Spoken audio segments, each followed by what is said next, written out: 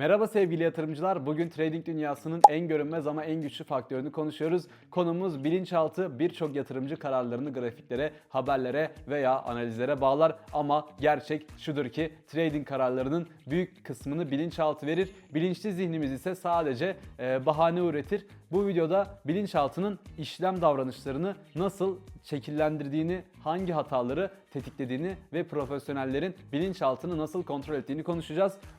Konu başlıkları haline gideceğiz, ardından bir değerlendirme yapacağız tümden. O yüzden de bölüm başlıklarını mutlaka izlemenizi öneririm. Sıkıldığınız yerde de biraz daha ileri sarabilirsiniz ama bence izleyin çünkü çok uzun tutmayacağım videoyu. Başlamadan önce de kanalıma abone olup bildirimleri açarsanız çok mutlu olurum ve videomu da gidişata göre beğenirseniz ve video içerisinde yorum yaparsanız çok mutlu olurum. Hadi videomuza başlayalım. Bilinçaltı zihnimizi otomatik pilotudur, bu yüzden çok önemlidir. Hızlıdır, duygusaldır ve alışkanlıklarla çalışır. Yani siz grafik okumaya çalışırken bilinçaltınız çoktan kararını vermiş olabilir. Bu yüzden bazı işlemlerden sonra şöyle deriz: niye böyle yaptım ben? Bunun tek nedeni bilinçaltı kararlarıdır. Bu yüzden de bir işleme girmeden önce mutlaka bilinçaltımızı test etmemiz lazım. Bugün iyi günümde miyim? Bugün kötü günümde miyim? Bu işlemden önce ve işlem sonunda bilinçaltım nasıldı? Psikolojik olarak nasıl davrandım? Bu işlemde nasıl bir ben vardım? Bunların hepsini not edersiniz eğer kendi bireysel psikolojik yaklaşımlarınızı keşfetmiş olursunuz ve bu da yatırım için çok fazla önemlidir. Çünkü bunları keşfederek doğru piyasa şartlarında daha da doğru işlemler yapmaktan tedirgin olmazsınız veya da daha sert piyasa şartlarında gereksiz bir özgüven içerisinde işlem yapmamış olursunuz. Bilinçaltı geçmiş deneyimleri depolar ve benzer durumlarda otomatik tepkiler üretir sizlere. Bu da günlük hayatımıza sık sık başımıza gelen bir şey. Önceki bir kayıptan sonra korku, önceki bir kazançtan sonra aşırı özgüven. Bir fırsatı kaçırdıysanız FOMO, stop olduğunuz bir işlem, gelecekte stoplara karşı direnç. Yani trader'ın bugünkü kararları çoğu zaman geçmiş duygularının tekrarından ibarettir. Bu yüzden de geçmiş duygularınızı da trade işlemleri yaptığınızda notlarınıza kaydetmeyi ya da absürt tepkiler verdiğinizde en azından bir yere not almayı lütfen ihmal etmeyin. Peki bilinçaltımız hangi hataları en yaygın yapıyor? Bir, FOMO yani fırsatı kaçırma korkusu. Bilinçaltı acelecidir, hemen al yoksa çok geç olacak der. İkincisi, kârı erken kapatmak, kazanmak mutluluk değil, kaybetme korkusunu tetikler. Üçüncüsü, stop olmaktan kaçınma, bilinçaltı stop olmayı maalesef yenilgi olarak görür. 4. Overtrade, bilinçaltı dopamin ister. Bir işlem daha aç, bir tane daha der sizlere. 5. İntikam işlemi ki maalesef ki en yaygın olan, kaybı hemen telafi etme isteğidir. 6.'sı büyük lot açma, hızlı sonuç alma arzusudur.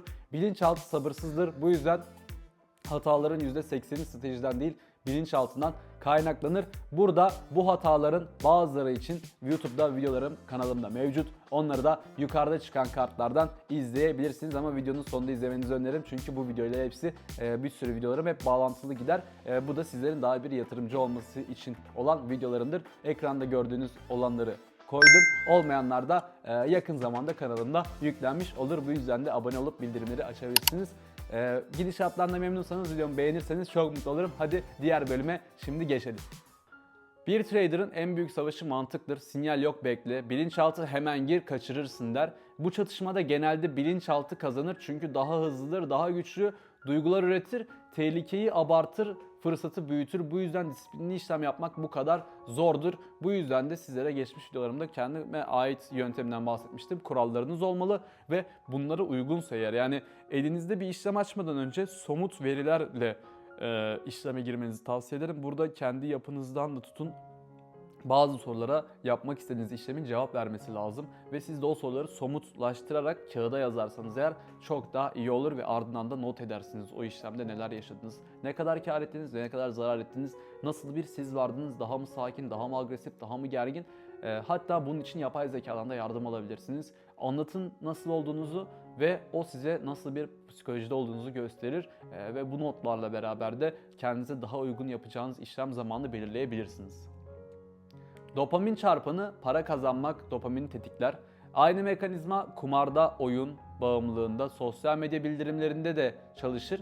Bu yüzden de trading yani duygusal bir oyuna dönüşebilir sizler için. Bilinçaltı şöyle der: bir işlem daha aç, biraz daha kazan, Biraz daha dopamin bu döngü trader'ı mantıktan uzaklaştırmış olur ve maalesef ki sizlerin iflasına kadar yol açma ihtimali olur. Bu yüzden de sizlere önerim bir psikoloğa danışmanız olur. Yani düzenli olarak gitmeniz bence iyi olabilir. Psikolog veya psikiyatr, artık ne tarz bir tanıdığınız varsa elinizde veya da çevrenizde varsa eğer bence konuşun. Çünkü veya da yapay zekadan destek alın en kötü, ama psikolojinizi genel olarak hayatta da iyi tutmakta zorundasınız. Yani psikolojimizin kötü olduğu bir gün, mesela mutsuz olduğumuz bir gün düşünelim.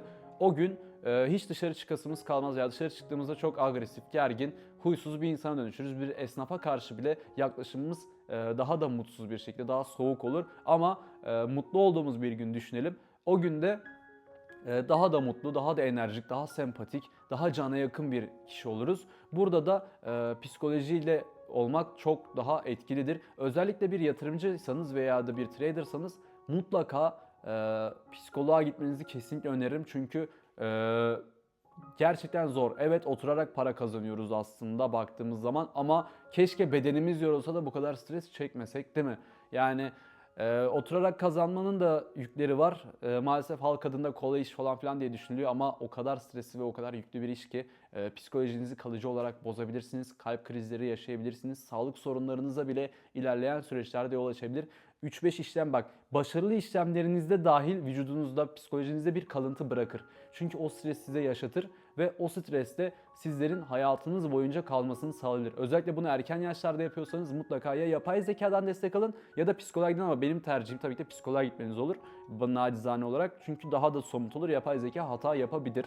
Bu yüzden de bir uzmanla da konuşun. Hatta eğer ki bunu izleyecek olan veya da işte şu an küçük bir kanalım, hemen olmaz ama ilerleyen süreçlerde daha çok izlenmeye ulaşırsa video, bunu izleyen bu finans alanında destek sağlayan bir psikolog veya psikiyatr varsa seninle de bir video hazırlamak isterim. Çünkü bu ileride planladığım bir içerik fikrim aslında. Bu yüzden de seninle bir video hazırlamak isterim. Veya da çok böyle psikolojik olarak zor bir süreçten, ama harbiden de çok zor bir süreçten geçen bir yatırımcı, bir trader varsa sen de aşağı yorumlara yaz. Seninle de video çekmek için konuşabiliriz. Beraber bir videomuz olmuş olur. Ve insanlara anlatırız ki yaşadığımız bu bazı sıkıntıları insanlar yaşamasın, aldığımız tecrübelerle ilerlesinler ve ülkemiz daha da iyi bir hale gelsin.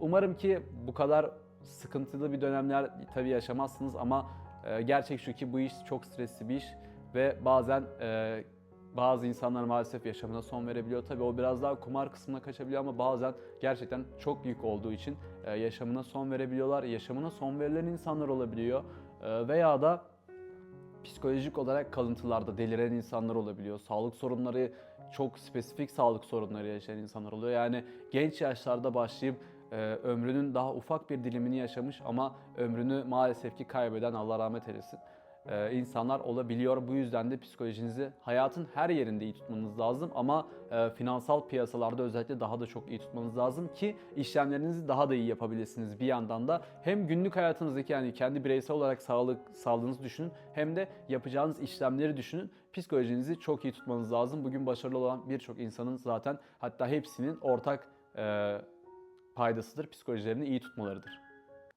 Peki örnek bir trader düşünelim. X adında bir trader varsayıyorum. 6 ay disiplinli işlem açıyor. Küçük lot, sabır, kural, her şey gayet yerinde. Psikolojisine bakıyor, kendisini iyi tanıyan bir insan. Yani bir sorunla karşılaştığı zaman nasıl tepki vereceğini de bilen bir insan. Ve buna göre ilerliyor. Gayet her şey mükemmel gidiyor. Sonra bir gün sistem dışı bir pozisyon açıyor. Kaybediyor, hırslı işlem yapıyor. Hemen bir işlem daha açıyor. Yine kaybediyor. Bilinçaltı devreye giriyor. Bu parayı geri al diyor ona ve X trader büyük lotla bir intikam işlemi açıyor ki bunu yapmamanıza dair de bir videom mevcut. Onu tekrardan, videonun öncesinde de ekrana gelse yine ekrana veriyorum. Onu izlemenizi kesinlikle ama kesinlikle öneriyorum. Ve sonuç olarak bu trader bir günde 2 haftalık gelişimini siliyor. Bu senaryonun sebebi sistem değil, bilinçaltının kontrolü ele almasıdır ve kişiye bağlı olarak da bu süreç hemen geçen bir süreç olmuyor. Yani siz 10 tane karlı işlem yapın, bir tane zararlı işlem yapın. O zararlı işlemin etkisi sizin yapınıza bağlı olarak birkaç saat, bir gün veya da yıllarca sürebilir veya da aylarca sürebilir. Bu örnek binlerce trader'a yaşanan ortak davranışların da özetidir ki eminim ki herkes yaşamıştır bu işte çok ilgilenen. Gelelim profesyonel traderların kullandığı yöntemlere. O yöntemlerden birincisi yazılı kurallar. Size az önce söylediğim gibi soyut kurallar bilinçaltı tarafından çiğnenir ki bunu zaten okuduğunuz kaynaklarda da genelde yazar veya da yazmıyorsa anlarsınız. Yani piyasalara, finansal eğitimlere dair videolar veya da gerçi çoğu videoda söylenilmiyor maalesef ama eğitimlerde de çok dikkat ettim ama onlarda da söylenmiyor genelinde yani. Fakat yazılı kaynaklarda daha çok söyleniliyor bundan ve genelde bu tarz finansal alana öğretme amacıyla yazılan kaynaklarda bunlara değiniliyor diye biliyorum. Yani en azından benim okuduğum kaynaklarda değiniliyordu. Veya da en azından değinilmese bile o şeyi size veriyor yani onu anlıyorsunuz ya. Evet ben kurallarım olsun ve yazılı bir şekilde yapayım diyorsunuz. Ve bu da iyi oluyor tabi. İkincisi sinyal yoksa işlem yoktur. Bilinçaltının aceleciliğini keser. Üçüncüsü küçük lot, duygusal yük azalır. Bilinçaltı sakinleşir. O videomu da lütfen izlemeyi ihmal etmeyin. Çünkü gerçekten orada çok değerli bilgiler anlattım. Maalesef ki özellikle bizim ülkemizin bir Türk geninin bir sıkıntısıdır. Çok hırslıdır. Bu iyi bir şeydir ama kötüye kullanıldığı zaman batırır ama iyiye kullanıldığı zaman da çok iyi yerlere getirir. Bu yüzden de bizim ülkemizde iyi çıkan çok fazla iyi çıkıyor ve ikonik bir şekilde çıkıyor ama kötü olan da maalesef çok kötü çıkabiliyor. Yani bu yüzden de ilerlemeden bahsediyorum. Lütfen yanlış anlaşılmasın. Bu yüzden de bilinçli ilerlemek lazım. Bilinçli kelimesi bile bilinç altından geliyor. Bunu artık siz düşünün. Dördüncüsü işlem günlüğünü hangi davranışın tekrarlandığını gösterir. 5. işlem öncesi ve sonrası farkındalık molası. Bu çok önemlidir. Dinlenmeniz lazım. Bunu neden açıyorum? Ben mi karar veriyorum yoksa bilinçaltımın sorusunu sorar. Yani şunu yapmanız lazım. Yani bir işlem yaptınız ondan sonrasında sorun. Deyin ki ben ne yaptım? Doğru mu yaptım? Yanlış mı yaptım? Devam etmeli miyim, etmemeliyim? Yani şurada bunu sormanız lazım. 6. Ritüel ve tekrar bilinçaltı tekrarlarla iletilir. Her gün aynı disiplin bilinçaltı alışkanlık haline getirilir. Bu da çok önemlidir. Umarım ki bunları yaparsınız ve sizlere bir o kadar faydalar sağlar. Yani sevgili yatırımcılar, trading sadece grafik okumak değildir. Bu işin en büyük kısmı zihnin derinliklerine tanımaktır. Bilinçaltı doğru eğitilmezse eğer kaybettirir, doğru eğitilirse eğer hız, sezgi ve disiplin kazandırır sizlere.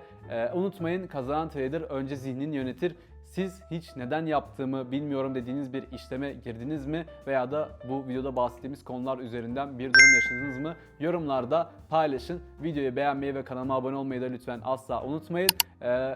Yani unutmayın lafı bu arada biraz evet hoşa gitmeyen bir laf ama yine de olursanız çok mutlu olurum. Solda çıkan videolardan da en yukarıdaki YouTube'un sizin için seçmiş olduğu videolarımdan bir tanesi. En aşağıda finansal özgürlük için stratejiler var. Orada da kıymetli zamanınızı almayacak şekilde güzel içeriklerim var bu videoyla entegre olan. Onları da kesinlikle izlemenizi öneririm. Sıkılıyorsanız en azından sıkılacağınız yere kadar izleyin. Yani bir görün en azından veya da not edin ama ihmal etmeyin çünkü orada da bu tarz sizlerin daha iyi yatırımlar yapması adına içeriklerim mevcut. Takipte kalın, bol kazançlar dilerim. Hoşça kalın.